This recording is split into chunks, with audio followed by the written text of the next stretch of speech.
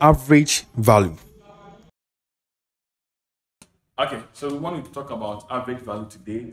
And you know this class is by King Solomon and because okay, so we are still on an alternating current circuit. And what is average value? The average value of a periodic function is its DC value.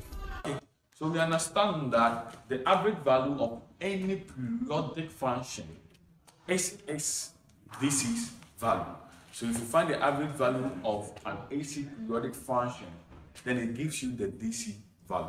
And we know that there are a lot of waveform in the previous lesson that we drew out of an alternating current circuit. We have the sinusoidal waveform, we can have the triangular waveform, and you can have the square waveform.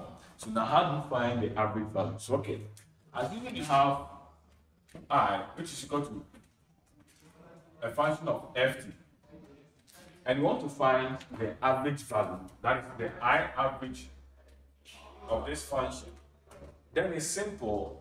The 1 over the period of the function, 1 over the period of the function, giving the integral value of 0 to the period of the function times the ft dt. Now, this is the formula that will generate to find the average value of an AC current waveform. So this one is simply equal to the area under the function divided by the period t. So if you are able to also find within a particular waveform, if you are able to find the area under that particular waveform and you divide by the period, then you get the average value. I want us to take a typical example and look at how you find the average value. Okay, so now there are some steps to help you find the average value, and these steps are. Now, how do we find the average value? First of all, you identify a cycle of the wave. Secondly, you note the period. Thirdly, you find the area of the cycle. And lastly, you divide the area by the period. Okay, so we are back here. Now, through that procedure, I want us to go through on how we can find the average value for this particular question. Okay, now, this is a waveform we have given here. And how do you find the average value for this particular waveform? Now, okay, the peak that was given here is 10. It's 10. And now this is the function here. That is IT. But we are not giving any idea about this particular function on which we can find our waveform. And take note that we said the I average will always be equal to 1 over t, integral of 0 to t, and the function f of t dt. So if you're able to find, so what it means that from this we need the function. We need the function of this particular waveform. When we get the function of this particular waveform, we also need the period. And after getting the two of these, we can easily find the average value for this particular function of a particular AC current waveform. Okay. Now, when you take this one, for example, the period here, the period t here is 1. Why? Because you realize that this triangular waveform is the same as this triangular waveform. So this triangular waveform is repeating itself as this triangular waveform. So now we set the cycle, the duration of a cycle. So the cycle here is this is the one full cycle, this is the other full cycle. So the duration of the cycle is the period. So the duration here from this point, it started from here and it ended here, and the same of this nature is repeating itself here. So say here is A, B, C. Then this point here can also still be A, B, C. So we have the same thing that is repeating itself here. So now between this and this is also 1. Between this and this is 1. So the period for this waveform is 1. So now from here, we can say our t is 1. Now how do you find the function f of t? So our function f of t for this particular problem is I is equal to I of t. But how do you find I of t over here? Now, when we take this, for example, we can use equation of a straight line.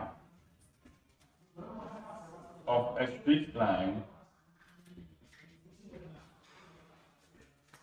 to find the function of it. How do you go about it? Now, here, our y value, our y is the function of it. That is our y-axis, it's it. And our x-axis is equal to the time t. Okay, so now, using the equation of the straight line, the equation of the straight line is very simple as y minus the y1, which is equal to which is equal to the gradient m, x minus the x1.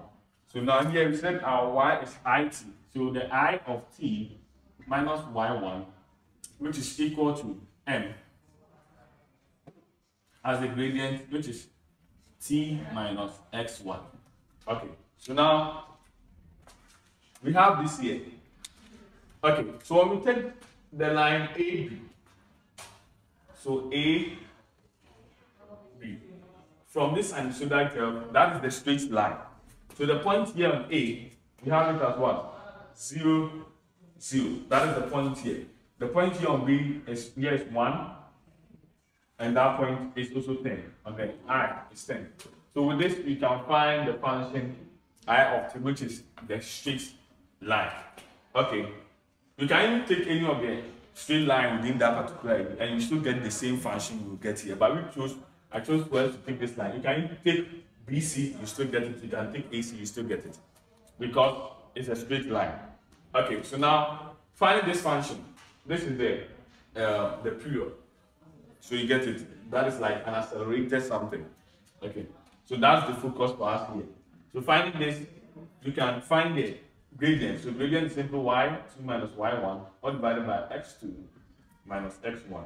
So here y2, that is 10 minus y1, which is 0, divided by x2, which is 1 minus 0.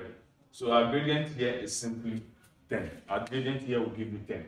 So if the gradient here is giving us 10, then you can now bring the gradient into this equation. So you can have, so this one was our x1 and our y1. So you can have I of t minus y1, which is 0, giving us m, which is 10, into bracket t minus x1, which is 0. So now the I of t will simply be equal to 10t. Okay, so now our function here is what? Is 10t. So when we come back to this place, our function I of t now is equal to 10t. So we can now find our I average. We can find our I average. So therefore, our I average, which is equal to 1 over t, the function is I of t, the t. So now which is equal to 1 on 1, integral of 1, which is the period is 1, 10t dt. So now we integrate this value, which is 10t. So your normal integration, when you integrate 10t, you get 10t squared. So you get here 10t squared and divide here by 2. So when you do this, I guess you should know your differentiation by now from your secondary school or your high school. So when you do this, you get 10 1 squared divided by 2 minus 10 1 exponent 0 divided by 2. Okay, and that is simply equal to what? Your I average. So now when you do this, the whole of this will give you 0.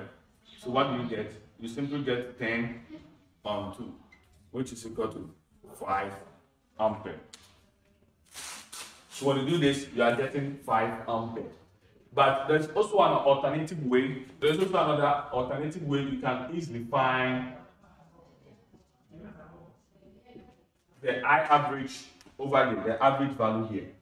Now, through the procedure, we identify the cycle and we find the area, because we said the I average can also be equal to the area under the function divided by the period t. and we know that the period t is 1. And this is the area, the function, I of t. What is the area? Now you know that this is a right angle triangle, and it has a period that is from here to here is 1. It has a height of 10.